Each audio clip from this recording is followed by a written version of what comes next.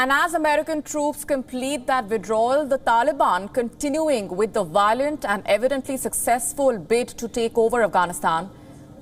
The United States, meanwhile, has said that the situation in Afghanistan is not going in the right direction. On Monday, the Pentagon spokesman John Kirby said that the United States was deeply concerned about the trend, but that Afghan security forces had the capability to fight the terror group.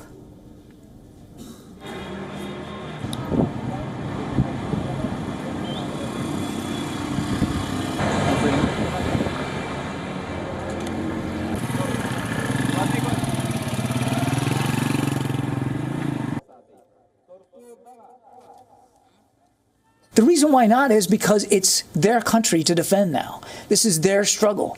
The commander-in-chief has given us a new mission, and that mission is to draw down by the end of this month, and that's where we're moving to. What it looks like beyond that, I'm simply not going to speculate. But this is their country. These are their military forces. These are their provincial capitals, their people to defend. And it's really going to come down to the leadership that they're willing to exude here at this particular moment. The State Department has said that America's negotiator on Afghanistan, Zalmay Khalilzad, will be pressing the Taliban to stop their military offensive at the Doha talks this week. The United States said that the increased tempo of the Taliban military engagement resulting in civilian casualties in the armed conflict between the sides and the alleged human rights atrocities are of grave concern. Negotiated peace is the only path to ending the war. The security situation in Afghanistan is worsening with each passing day. On your screen is a map of the provincial capitals that Taliban now controls, including Shaber Khan, Zaranj, Kunduz, Saripul, Talokan and Aibak, which is the latest capital to fall. President Ghani also met with political resistance leaders, expediting efforts to mobilize, equip and strengthen the public uprising forces.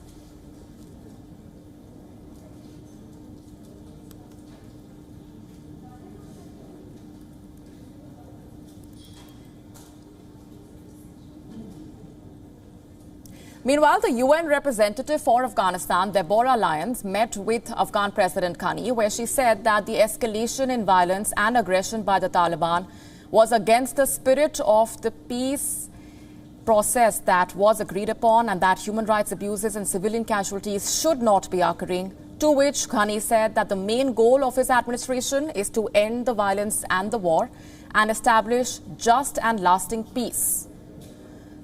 Over 1,000 people have been killed ever since the United States announced the troop withdrawal from the country. Homes, shops, villages have been destroyed to claim territory. And in the middle of it all, the chief of the Taliban's military commission, Mullah Yaqub, has released an audio message in which he orders the fighters to not destroy anyone's homes, shops or markets. Note that Yaqub has also granted amnesty to soldiers of the Afghan army, opposition leaders and government officials, all in a desperate bid to gain the confidence of the people of Afghanistan. But even with that, as the Taliban pressed ahead in the north, fighting raged in the south of the country. Afghan forces have been locked in heavy street-to-street fighting as the Taliban tries to take over Kandahar and Lashkar, both cities with Pashtun majorities, from where the Taliban drew their strength.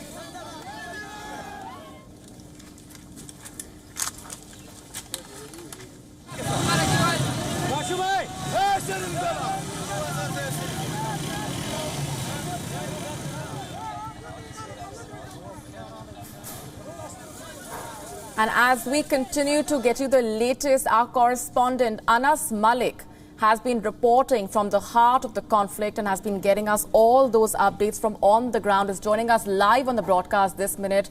Anas, over to you. Give us a sense of the latest.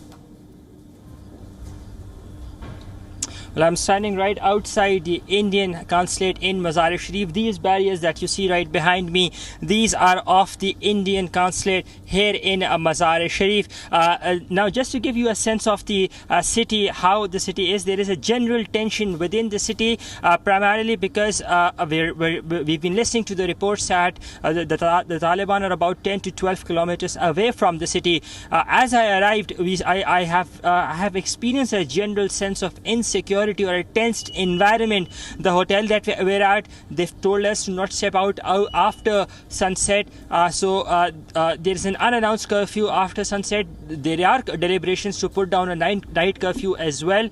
I haven't seen increased military presence on the road, contrary to what I had seen in Laghman or in elsewhere as well, even in Kabul. But there are pickets or there are ghettos where you would see the army men would be standing. There are pickets or ghettos where you'd see common people picking up arms. The local people here tell me that they are from the militia of Ustad Tanur. The Taliban are about 10 to 12 kilometers from the city center. That is what we have learned. Last night there was a fierce battle. They tried to enter the city, but the attack was repulsed. As we speak, the battle has been ongoing in Police District 17, PD 17, that houses the main electricity grid, because Afghanistan is dependent on the electricity that comes from Uzbekistan and Balkh, the province of Balkh where I'm standing.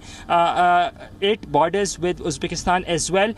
So the fighting was ongoing near that substation, to that main electricity substation that supplies electricity to the entire country. As we speak, right now there are no clashes or skirmishes that are ongoing, but they would what locals tell me is that they are expected to intensify by the end of the day towards the evening. That has been a pattern by and large, because usually we'd see to other places that I've been as well, the pattern has been that the fighting commences sometime in the evening. It goes on until late evening, in the night as well, and then in the morning it is back to routine.